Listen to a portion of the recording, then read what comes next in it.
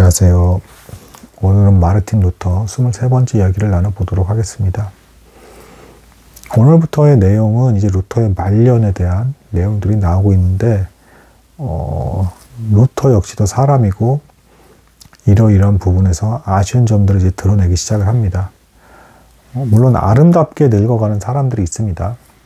뭔가 좀 너그러지고 후덕해지고 덕스러지면서 성인의 어떤 모습을 보여주는 것 같은 그런 사람들이 있죠. 하지만 안타깝게도 루터는 이제 그런 모습을 보여주지는 않았습니다. 그 이유에 대해서는 제가 앞서서도 이미 반복적으로 말씀을 드렸습니다. 계속 신학적인 논박을 주고받아야 됐고, 애매한 기준에 대한 판정을 해야 됐고, 또 추가로 이런 점이 또 작용을 했습니다. 루터가 독일어 성경을 번역을 했죠. 신구약 성경을 장기간에 걸쳐서 번역을 해서 배포를 했습니다. 근데 이후에 그건 뭘 했냐? 교수 활동이나 논박, 그리고 여러 가지 서신서 외에도 이제 교리서를 이제 작성을 하기 시작합니다. 그러니까 루터파 신앙 고백이라고 해서 우리 루터파 성도들은 이러이러한 기준과 원칙, 그리고 이런 신앙 고백을 근거로 해서 하나님을 믿습니다라고 하는 기준을 제시하는 겁니다. 일종의 교리서 역할을 하는 거라고 볼 수가 있는 겁니다. 이게 왜 필요하냐면, 성경을 보급을 했죠. 그럼 이제 각자 사람들이 다 성경을 읽을 거예요. 근데 지나치게 성경 해석에 대한 자율성이 커지게 되면 이제 이단 같은 사람들도 막 나오는 겁니다. 그러니까 자가당착에 빠져가지고 성경을 읽는데 점점 겸손해지는 게 아니라 교만해지면서 나는 특별한 사람이야 라고 하면서 무지몽매한 사람들을 끌어다가 피해를 주는 일들이 발생할 수 있는 것이죠. 그래서 보통 이제 종교개혁가들은 하나같이 이제 거쳤던 과정 중에 하나가 신앙 고백서, 그리고 교리서를 만들어내게 되고, 이 선만큼은 넘지 마라. 성경에서 반복적으로 말하고 있는 원리자 원칙이다 라고 하면 또 법조문처럼 짤막짤막한 문장으로 정해놓은 기준들을 말해놓고 이 안에서 성경을 해석하고 묵상을 할 때 비록 잘못 해석하는 일도 있을 수는 있겠지만 크게 문제가 벌어지지는 않을 것이다 라는 입장에서 이런 기준서들을 이제 마련하기 시작을 한 겁니다. 또한 교회에서 교육에서 필요한 교리 문답서 역시 이런 만들어내기 시작을 했습니다. 그러니까 사람들에게 혼란에 빠지지 않기 위해서 지나친 또 자유가 주어지면 혼란에 빠지기 때문에 혼란에 빠지지 않기 위해서 기준을 마련하는 작업을 루터가 한 겁니다. 근데 이게 사람들의 유익을 위해서 한 것이지만 받는 사람의 입장에서는 어떻게 받아들일 수도 있겠습니까? 저 사람이 만든 기준으로 우리의 자유를 박탈한다, 우리를 숨막히게 한다, 이렇게 받아들일 수도 있는 것이죠. 실제로 이제 루터가 노년으로 접어들면서 점점 이제 젊은 층들의 입장에서는 어떻습니까? 루터가 보름수회에 가서 굉장히 멋지게 제후들과 권력가들 앞에서도 양심 발언을 하면서 목숨을 걸고 이것은 잘못되었다라고 말하면서 진리를 지키려고 했다라는 그런 모습을 직접 본 세대도 아니죠. 젊은 사람들의 입장에서는 루터가 이런 교리 작업이나 이런 것들을 할 때 저 사람 루터가 우리의 자유를 제한한다, 우리의 인문학적 자유를 박탈해 간다, 이런 생각들을 많이 했습니다. 실제로 노년에 가서의 루터는 이제 점점 영향력이 많이 줄어든 듯한 모습을 보여줍니다. 그래서 그 비텐베르크의 젊은이들이 합세를 해서 루터의 집이 수도원이라고 했죠. 넓은 수도원. 거기에 한꺼번에 찾아가서 루터를 맹비난한 일도 벌어졌습니다. 과거의 루터의 영향력과 비교를 한다면 생각할 수 없는, 상상도 할 수 없는 그런 일이라고 볼 수가 있겠습니다. 그러니까 노년이 돼갈수록 점점 루터는 나이가 들어갔고 주변에 있는 사람들에게 자신이 다 일 처리를 할 수가 없었기 때문에 건강도 안 좋아지고 몸도 이제 쇠약해지는 것이죠. 넘겨줄 수밖에 없었고, 그러면서 영향력은 축소될 수밖에 없었다. 자, 나이가 들어가는 사람의 어떤 안타까운 모습이라고 볼 수도 있겠습니다.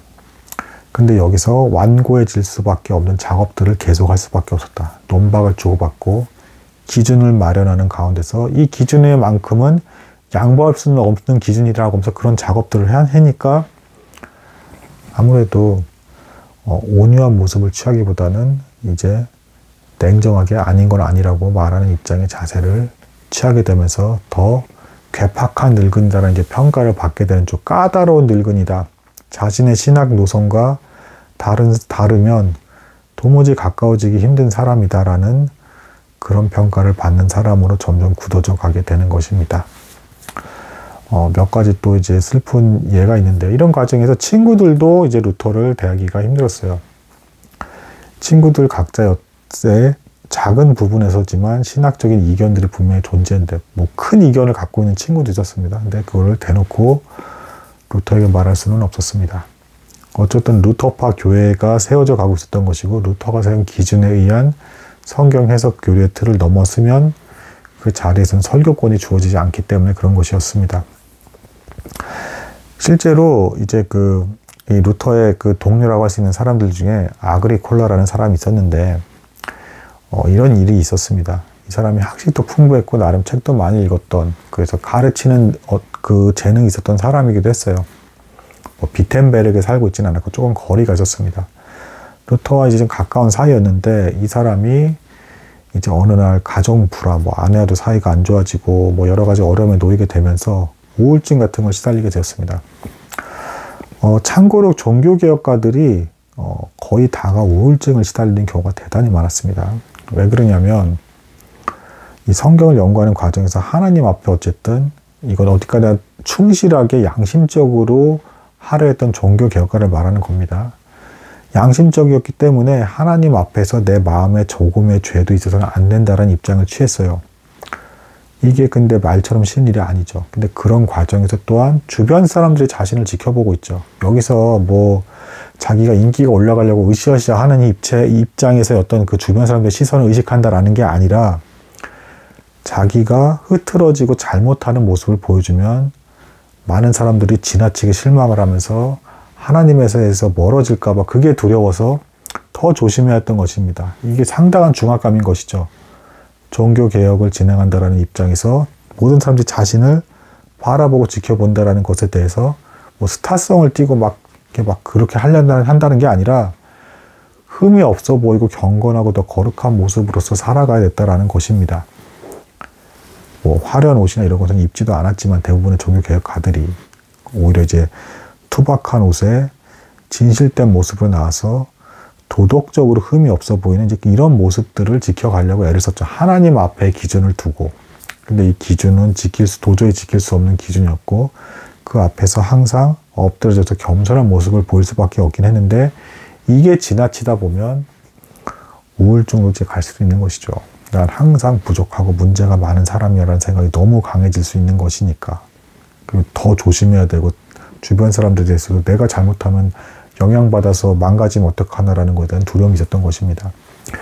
근데 아무튼 이 아그리콜라라는 사람이 우울증을 겪게 되니까, 이 루터도, 그리고 루터의 애제자인 멜랑히톤도 다 우울증이 있었던 사람이 어느 정도 차이는 있지만 동정심이 많이 갔죠. 그래서 선뜻 그러면 비텐베르크에 와서 사람들을 가르쳐 보겠나라고 했더니, 이 아그리콜라라는 사람이 그렇게 설교권을 갖고 강의를 했던 게 꿈이었던 사람이었던 겁니다.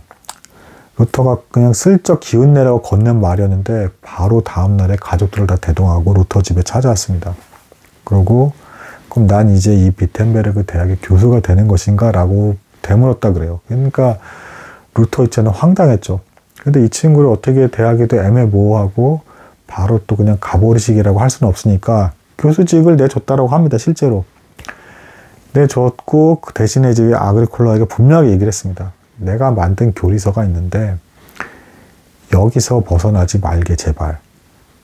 자네가 개인의 해석으로 이 기준을 벗어나는 순간 사람들은 내 말이 맞냐 당신 말이 맞냐 놓고 계속 다투면서 혼란에 빠질 걸세. 그러니까 제발 부탁이니까 이 교리의 기준에서 벗어나지 않는 가르침을 전해주게라고 했어요. 이거는 사실은 루터가 사람을 부려서 나랑 다 똑같아야 된다는 걸 무조건 그렇게 하려고 했다기보다는 어쩔 수 없이 사람들에게 혼란을 주지 않기 위해서 그렇게 하자는 걸 제안을 한 것이죠.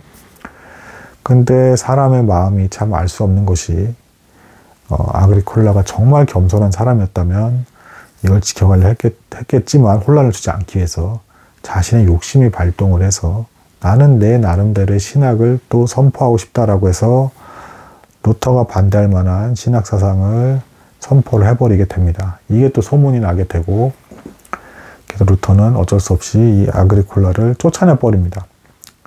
그러니까 교수직을 파직시킨 거예요. 그래서 또 침울해지는 중에 이 아그리콜라가 여기서 또 포기를 하지 않고 또 책자를 또 씁니다. 책자를 쓰면서 루터를 또 아부하는 글을 썼어요. 루터는 하얀 백주와 같은 사람이다 라고 하니까 루터가 이 글을 보고 이 사람이 그래도 뭔가 뉘우쳤나 보다라고 해서 다시 교수직에 앉혔습니다. 이게 둘 사이만의 일 같죠? 근데 이게 종교개혁, 스타성을 띠는 인물이 되면 그게 괴로운 게 이걸 다 사람들이 지켜보잖아요. 그러니까 사람들이 어떻게 봤냐 이거를 두고 루터는 아부에 넘어가서 교수직에 사람을 만들어 앉히는 나쁜 사람이다 라는 또 소문이 들기 시작을 하는 겁니다. 특히 젊은 층들의 반발이 아주 컸습니다. 또 젊은 층들은 인사관계나 이런 것에 있어서 또 특히 또 공평성과 완벽성을 더 바라는 그런 계층이죠. 그래서 루터의 입장을 조금도 헤아리지 않고 어쨌든 반발하기 시작을 했어요. 이 와중에 그 루터의 애제자가 멜랑이톤이라고 했죠. 15살 아래입니다. 이 멜랑이톤과 루터가 가장 가까운 사이라고 볼 수 있어요. 그러니까 루터의 가족 외에는 루터 입장에서 가장 믿을 수 있는 사람은 멜랑이톤입니다. 심지어는 이제 여러 가지 서신서나 답을 줄 때도 이제 나중에 너무 양이 많아지니까 믿고 떠넘긴 사람이 멜랑이톤이에요. 근데 이 멜랑이톤도 이제 교수이기도 한데 이 멜랑이톤의 애 제자가 루터에 대해서 맹비난을 하는 이제 글을 날려버리게 됩니다. 이것에 대해서 루터는 굉장히 충격을 받으면서 그 멜랑이톤의 애 제자에 대해서 어떻게 나에 대해서 이렇게 비난할 수 있냐라고 하면서 멜랑이톤까지 싸잡아서 비난을 하면서 이 제자를 큰 벌을 내리려고 했어요. 그때 정황이 증명되진 않았는데 멜랑이톤이 이 애 제자를 피신시켰던 것으로 이제 정황은 보여집니다. 그러니까 멜랑이톤 입장에서도 어쨌든 자신이 아끼는 제자였기 때문에 심각한 징계를 받는 것까지는 아닌 것 같다는 판단이 들어서 피신시킨 거였어요. 이걸 보고 루터는 자신이 가장 믿었다라고 할 수 있는 멜랑이톤에게조차도 배신감을 느끼면서 사람들에 대한 신뢰와 믿음에 대해서 더 날카롭게 반응을 하기 시작을 합니다. 아까 아그리콜라 같은 문제에 대해서도 루터도 사람이고 사람을 상대해 봤으니까 알지 않습니까? 이 사람이 본심은 자기 신학사상을 선포하고 싶어 하면서도 또 한편으로는 교수직에서 사람들 앞에서 말하고 싶어 하는 욕구가 있으니까 나에 대해서 애매하게 이렇게 붙으면서 아부하면서 내 교리의 틀 안에서 말하겠다고 약속은 하면서도 또 언제 어길지도 모르는 그런 사람이구나. 친분 관계라는 것이 그런 애매한 조건들에서 언제든지 뒤틀릴 수 있는 이런 인간관계가 돼버리는 겁니다. 그러니까 루터는 괴롭죠. 멜랑이톤과도 멜랑이톤의 애 제자가 그렇게 자신에게 맹비난하고 간 일에 있어서 멜랑이톤도 그 애 제자와 함께 날 비난한 것은 아닌가라는 또 배신감을 또 받게 되는 것입니다. 그러니까 사방에서 원래 루터를 미워하는 사람들에게 논박뿐 아니라 이렇게 이름이 알려지는 저명한 사람이 되니까 주변에 있는 사람들도 뭔가 애매모호한 어떤 입장으로서 자신에게 다가오는 것 같은 슬픈 과정을 겪게 되는 것이죠. 그리고 늙어가는 과정에서 몸은 점점 지쳐서 두통에 이제 또 시달리게 됩니다. 루터가 심각한 두통에. 그래서 술을 마시지 않고는 이제 작업을 할 수 없는 상태의 몸의 상태가 되기 시작을 하고 여러 가지 이제 요로결석이라든가 이런 증세들이 또 발생을 하면서 대소변도 제대로 가는지 못하게 됩니다. 이 와중에 도망간 또 멜랑이톤의 제자가 아주 저질의 어떤 희곡을 그 루터의 그 영역에서 벗어난 곳, 루터파 영역에서 벗어난 곳에서 희곡을 만들어서 상영을 하기 시작합니다. 루터는 유명한 인물이었기 때문에 그런 걸 또 희곡을 상영하면 히트를 칠 수가 있는 것이죠. 그래서 루터의 신학사상 중에 어떤 게 있었죠? 뭐 음식을 마음껏 먹는 거라든가 성적인 부분에 있어서는 정당하게 결혼했으면 얼마든지 누릴 수 있다. 이런 신학을 주장을 했죠. 이게 당시에는 굉장히 파격적이라 했죠. 이 제자 세대, 그러니까 멜랑이톤의 제자 세대, 젊은이들의 세대에서도 이게 좀 받아들이기 어려운 분위기였어요. 그래서 루터는 그런 식으로 자신이 편하게 지내는 것을 이상한 신학 세상을 갖다다가 이렇게 뭐 정당화시키고 있다. 그리고 그 안에 폼보라는 말이 순이었지만 굉장히 저급한 여자니까 그런 남자랑 상대하고 있다. 창녀 같은 여자라는 이런 내용의 희곡을 써서 연극 상영까지 한 겁니다. 루터는 분통이 터지는 마음에 그걸 직접 찾아가서 보려고까지 했지만 건강 상태가 너무 안 좋아서 찾아가지도 못했고 주변 사람들도 말렸고요. 멜랑이톤의 제자가 그렇게까지 나오는 것에 대해서 루터는 더 충격을 받으면서 멜랑이톤에 대해서 더 비난하고 실망하는, 가장 믿을 수 있는 제자라고 할 수 있는 사람이 이럴 수가 있다니라고 하면서 더 사람은 믿을 수 없구나라고 하면서 이제 분노하게 되는 그런 모습을 보여주게 됩니다. 사실은 성격적인 성품적인 부분에서는 후대인들이 봤을 때 멜랑이톤이 더 온유하고 좀 타협의 여지도 있고 어느 정도의 유두리가 있는 사람이었습니다. 더 부드럽고 온유한 사람이었어요. 루터는 말년으로 갈수록 화를 내는 일이 대단히 많았고 굉장히 이제 시니컬하고 날카롭고 자신의 교리와 기준에서 벗어나면 도무지 타협을 하지 않는 고집스러운 모습을 보여주기 시작을 합니다. 자, 그래서 멜랑이톤과의 관계조차도 깨지려고 하자 멜랑이톤은 도망가려고까지도 했었고요. 이 비텐베르그 지역을, 루터의 어쨌든 영향력이 큰 지역이기 때문에 이거를, 그러면서 루터는 다시금 또 멜랑이톤을 붙들어서 겉으로는 어쨌든 자네를 믿는다라는 입장을 취하면서 멜랑이톤을 붙듭니다. 멜랑이톤은 그걸 또 의심하면서 있었고요. 루터가 여기서 또 멜랑이톤에 대해서 명쾌하게 이 사람이 내 후계자라고 선언을 안 한 이유가 또 있기도 한데요. 그 성찬식에서 공제서를 루터는 주장을 했다라고 했잖아요. 근데 멜랑이톤이 이거를 강하게 주장하지 않는 겁니다. 그러니까 성찬식에 실제로 예수 그리스도가 임재하신다라는 걸 루터는 굉장히 중시했는데 멜랑이톤은 그걸 중시하지 않았어요. 반대는 하진 않았지만. 그리고 실제로 루터가 죽었을 때 멜랑이톤이 루터의 신학을 완성을 시키는데 그 공제설에 대한 입장을 취하지 않습니다. 실제로 나중에. 그리고 더 타협적인 모습들을 보여주고 주변의 개혁주의적인 교회의 교리들도 많이 받아들입니다. 멜랑이톤은. 근데 아무튼 루터는 계속 그런 사람을 후계자로 또 세울 수는 없대서 또 선언은 하진 않고 있었어요. 나이가 들었는데 후계자를 명확히 또 지목을 안 하는 겁니다. 그러니까 또 이 사람들 사이에서 또 애매한 입장이 되어버리겠죠. 그래서 루터가 여기서 이유는 밝히지 않았지만 스트레스를 받았는지 갑자기 마차를 타고 비텐베르그 외곽 지역을 나가서 자신의 아내에게 편지하기를 재산을 다 팔아버리고 나에게 와주오 이렇게 하면서 나에게는 당신 아내밖에 없네 라고 하면서 와달라고 하면서 비텐베르그엔 난 더 못 있겠다라는 이런 또 편지를 보냈습니다. 이것에 대해서 멜랑이톤이 이제 뒤늦게 어쨌든 루터가 멜랑이톤을 맹비난하는 입장이었음에도 불구하고 이 멜랑이톤은 굉장히 사람이 온유한 좀 날카롭지 않은 사람이었어요. 그래서 루터의 또 아픔에 대해서는 또 최대한 이해하려고 하면서 루터를 다시 데리고 온 또 일이 있습니다. 이런 묘한 상황이 가면서 루터는 나이가 들어가면서 젊은 층에게는 너무 보수적이고 이상한 기준을 들이대면서 인문학적 자율성을 침해하는 사람이다라는 평가를 받았고 주변 사람들에 있어서도 의심하는 모습을 보여주면서 시니컬하게 자신의 신학사상만을 강요하면서 몰아가는 형태의 날카로운 노인의 모습을 띠기 시작을 합니다. 아주 슬프게 좀 늙어가는 것이죠.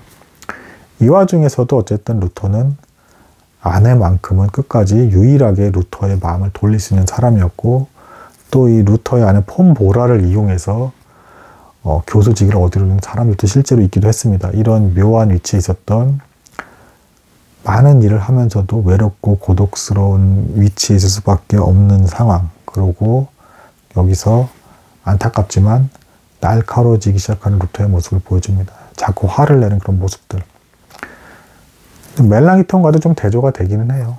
멜랑이톤이 차라리 더 성격적으로는 온유했다. 뭐 이렇게 볼 수도 있겠습니다.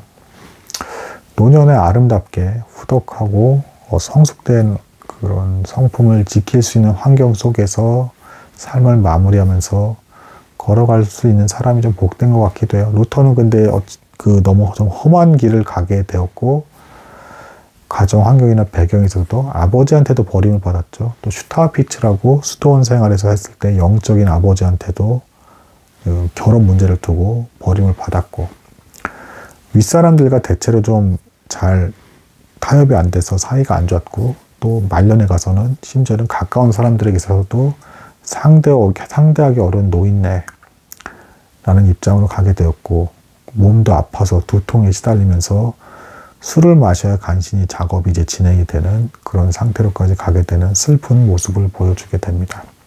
오늘은 여기까지 나누도록 하겠습니다. 감사합니다.